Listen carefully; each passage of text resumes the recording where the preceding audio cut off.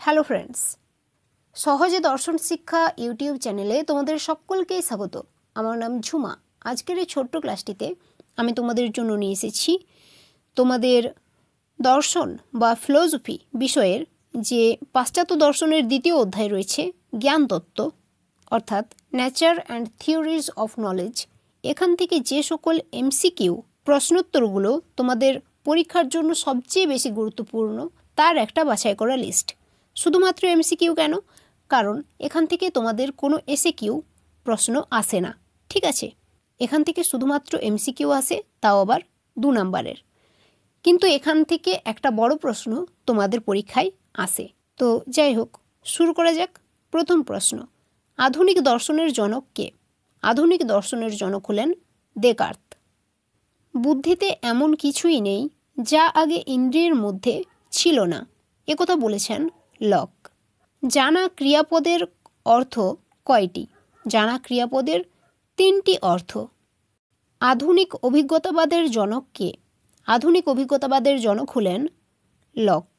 নিম্নলিখিতগুলির মধ্যে কোনটি কর্মকৌশল অর্থে ব্যবহৃত হয়েছে? উত্তর হবে অপশন খ, আমি সাঁতার কাটতে জানি। এটা কর্মকৌশল অর্থে ব্যবহৃত হয়েছে। বিমূর্ত সামান্য ধারণা কে খণ্ডন করেছেন? বার্কলে। আচ্ছা, এই প্রসঙ্গে আমি তোমাদের একটা কথা বলে রাখি যে আমাদের একটা পার্সোনাল টেলিগ্রাম গ্রুপও রয়েছে, তোমরা চাইলে সেখানে অ্যাড হতে পারো। সেখানে অলরেডি অনেক ছাত্রছাত্রীরা রয়েছে, তোমরাও চাইলে অ্যাড হতে পারো। আর সেটাও সম্পূর্ণভাবে ফ্রিতে, বিনামূল্যে। ওই গ্রুপে আমরা সময় সময় বেশ কিছু নোটপত্র ম্যাটেরিয়ালস দিয়ে থাকি। বাচনিক জ্ঞানের কয়টি শর্ত আছে? উত্তর হবে 3টি। সেগুলো কি কি? সেগুলো হচ্ছে সত্যতার শর্ত, বিশ্বাসের শর্ত এবং বিশ্বাসযোগ্যতার শর্ত। তোমাদের কারো জানা না থাকলে নোট করে নিও। নিম্নলিখিতগুলির মধ্যে কোনটি বাচনিক অর্থে ব্যবহৃত হয়েছে?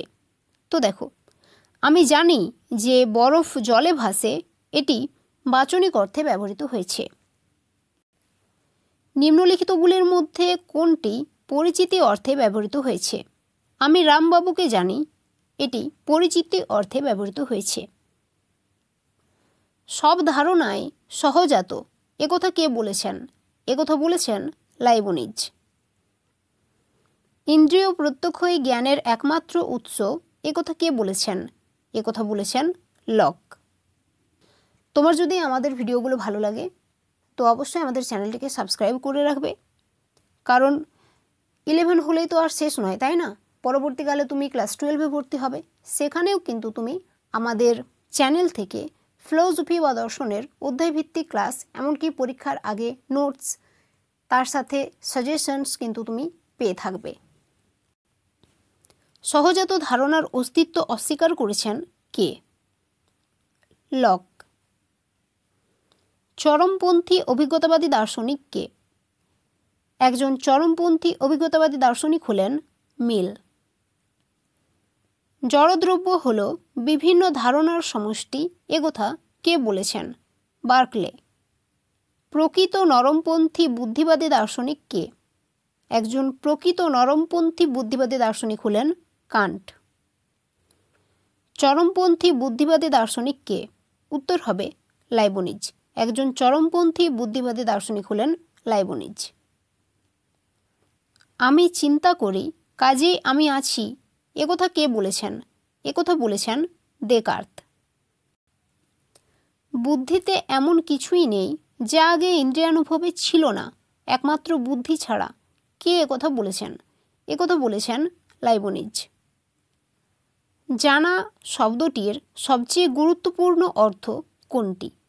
জানা শব্দটির সবচেয়ে গুরুত্বপূর্ণ অর্থ হচ্ছে বাচনিক অর্থে জানা। আজকের এই ছোট্ট ক্লাসটি এখানেই শেষ। তোমার যদি ক্লাসটি ভালো লেগেছে তো অবশ্যই ক্লাসটিকে একটি লাইক দিও, চ্যানেলটিকে সাবস্ক্রাইব করে নিও, আর হ্যাঁ, তোমার যারা ফ্রেন্ডস রয়েছে তাদের সাথে ভিডিওটি অবশ্যই শেয়ার করো। থ্যাংক ইউ সো মাচ ক্লাসটি শেষ পর্যন্ত দেখার জন্য।